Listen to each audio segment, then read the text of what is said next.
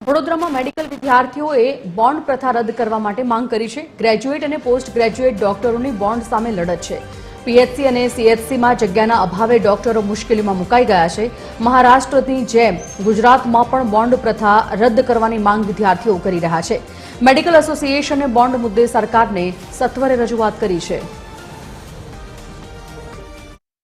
તફાવત તો હાલમાં ગુજરાતમાં પહેલા કરતા બમણી સંખ્યામાં અંડર ગ્રેજ્યુએટ અને પોસ્ટ ગ્રેજ્યુએટ દર વર્ષે બહાર આવી રહ્યા છે અને સામે જે બોન્ડ બજાવવાની જે જગ્યાઓ છે એમની લિમિટેડ સીટ્સ અને લિમિટેડ જગ્યાઓ તદુપરાંત બોન્ડેડ ઓર્ડર મળવામાં થતી વિલંબતા અને બોન્ડેડ નોકરીની જે જગ્યાઓ છે એની અનિશ્ચિતતાનો સમયકાળ આ યુજી અને પીજીના વિદ્યાર્થીઓને ભવિષ્યની પરીક્ષા માટે તૈયારી કરવા માટે એક વિલંબ બની રહ્યો છે।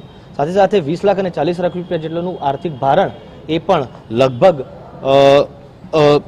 એક સરકારી મેડિકલ કોલેજના કે કોઈ પણ મધ્યમ વર્ગીય મેડિકલ કોલેજના વિદ્યાર્થીઓ માટે આપવું એ અઘરું બને છે।